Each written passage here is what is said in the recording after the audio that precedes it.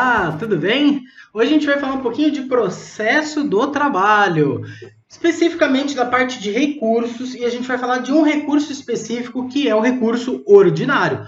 O recurso ordinário, tá vulgarmente chamado de o substituto da apelação, o equivalente à apelação na Justiça do Trabalho, não é apelação, tá? É o recurso ordinário, um recurso próprio, típico da Justiça do Trabalho. Aliás, essa comparação feita, ela é feita só por um fim didático de associação de decisões que desafiam o recurso ordinário, mais ou menos, tá? Isso é bem complicado de ser associado. Particularmente, não gosto dessa associação. Eu acho que o recurso ordinário é o recurso ordinário. E ele tem que ser tratado como recurso ordinário, tá? Sem associação com o civil, é um recurso próprio da Justiça do Trabalho. Tá? Então vamos falar de recurso ordinário. Primeiro tópico de hoje, cabimento. O que é o cabimento de um recurso? O cabimento do recurso é justamente aquela definição do momento que ele se encaixa, ou de qual decisões ele desafia. Quais decisões o recurso ordinário irá refutar? Para que ele serve? Tá? Que decisão que o juiz me entregou que desafia esse recurso, que eu posso tirar ele da manga e falar, tá aqui meu recurso ordinário, excelência. Tá? Essas decisões, elas são todas previstas no artigo 895. Tá? O 895 da CLT, ele traz dois incisos que têm as duas hipóteses de cabimento. Tá? Mas eu vou resumir elas, tá? De uma forma incrível. Tá? O recurso ordinário, ele cabe toda vez que eu tiver uma sentença, uma decisão terminativa ou definitiva em primeira análise jurisdicional, ou seja, em primeiro grau jurisdicional, tá? Primeiro grau de julgamento, ou seja, no inciso 1 a gente fala das varas, no inciso 2 a gente fala dos tribunais regionais em ações de competência originária.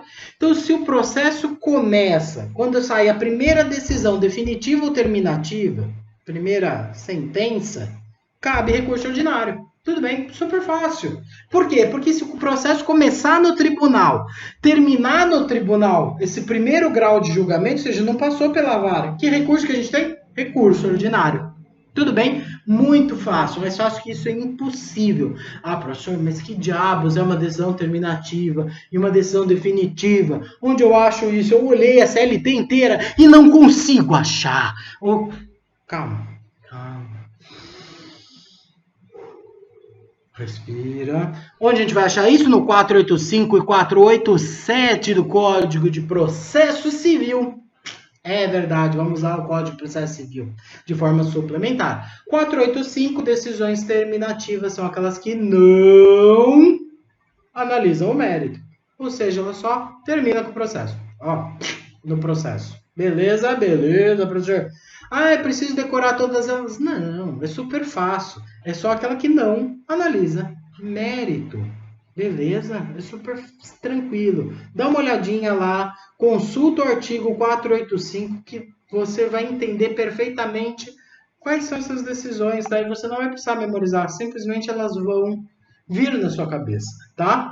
E o artigo 487, ele fala sobre as decisões em que há resolução do mérito, ou seja, aquelas definitivas, aquelas em que o juiz acaba com o conflito definitivamente. Tudo bem? Então, decisão definitiva é a que resolve mérito. Decisão terminativa é aquela que não resolve mérito. Beleza? Ótimo. Qual o prazo para o recurso ordinário? 8 dias. Tá? Isso está no mesmo artigo 895. Na verdade, esse recurso ordinário inteiro, ele está num artigo só, tá? É genial. CLT é fantástica, tá? Ela é super resumida. Artigo 895 da CLT, nos dois incisos 1 e 2, fala do prazo de 8 dias. Ah, maravilha, 8 dias. Então é um prazo menor que no processo civil. É menor que no processo civil. Põe o processo civil lá de lado. Eu amo o processo civil, tá? Mas deixa ele guardadinho lá. Põe ele num cantinho. Vamos tratar primeiro aqui do processo trabalhista e falar de CLT. Prazos recursais na CLT, como regra, eles têm 8 dias, tá? A gente só tem duas exceções: embargos de declaração e recurso extraordinário. Recurso extraordinário 15 vai lá para o CPC, pessoal. E recurso de embargos, de declaração 5 dias, tá? O resto é tudo 8.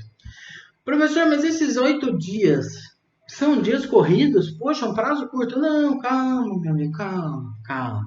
Muita calma. Esse prazo é todo contado em dias úteis, tá bom? Ele está previsto no artigo 775, no caput do 775, que os prazos são todos feitos em dias úteis. Fechou? Fechou, maravilha. Preparo no recurso ordinário. Preparo no recurso ordinário envolve custas processuais e depósito recursal. Lembrando aqui, tá, que o depósito recursal, ele paga na metade aqui no ordinário e o restante no recurso de revista. Então, o TST vai dar um valor geral de recurso ordinário, o próprio TST já vai de depósito recursal, e o próprio TST já vai discriminar o quanto você tem que pagar para recurso ordinário e o quanto você tem que pagar para recurso de revista. Lembrando que tem alguns casos que paga metade dessa metade, tá? Paga metade no recurso ordinário, paga metade no recurso de revista. Tudo bem? É o caso de microempresa, por exemplo. Tudo bem? Empregador, pessoa física também.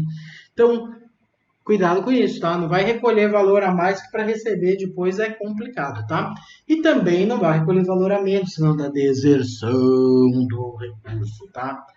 Juízo de admissibilidade, tá? Eu tenho 2 juízos de admissibilidade. Ah, professor, é possível. Possível não tem 2. Possível tem um só que é feito lá no tribunal, tá?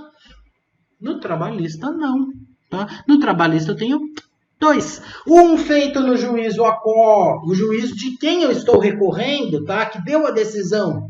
E um outro juízo de admissibilidade feito no juízo adquem, tá? Que é aquele juízo recursal, tá? No ACO é o próprio juízo da causa que faz. No adquem, quem faz é o relator. O relator faz uma decisão monocrática, tá?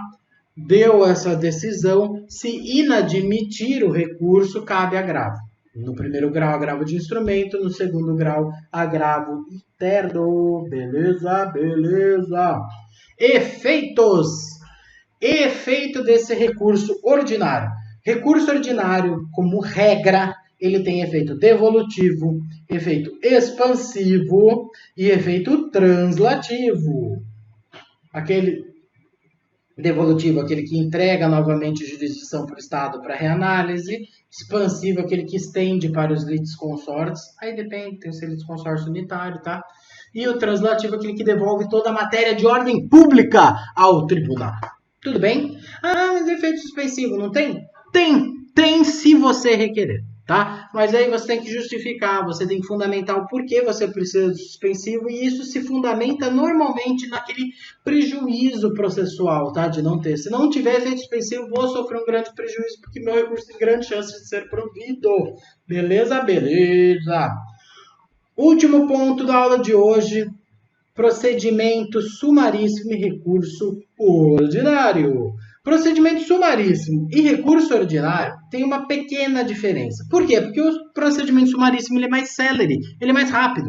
Então eu preciso criar algumas modificações. Que modificações são essas? Quando o recurso bate lá, pá, chegou lá no relator, o relator cata aquele recurso e despacha ele em 10 dias, até 10 dias, manda ele para julgamento. Ele vai direto para julgamento, ele não passa pela mão do revisor. O revisor é aquele cara que pega o voto, olha, vê se está tudo em ordem, confere também e manda para julgamento com parecer, tá? Não vai para a mão do revisor, vai direto para julgamento. Bateu em julgamento, o MP vai lá para julgamento, faz a sua sustentação oral. Então, o parecer do MP é oral, não é via petição, tá? E, por fim, o acórdão, ele indica as razões de decidir baseadas no voto prevalente, ou seja, se for um 2-1, tá? O voto que ganhou, normalmente o voto do relator, é o voto que será usado de base para o julgamento, tá? Isso não vai ter aquela declaração de voto de todo mundo, tá? Aquele negócio bagunçado que demora para pôr. Tudo bem? Beleza? Então fechou, gente? E até a próxima!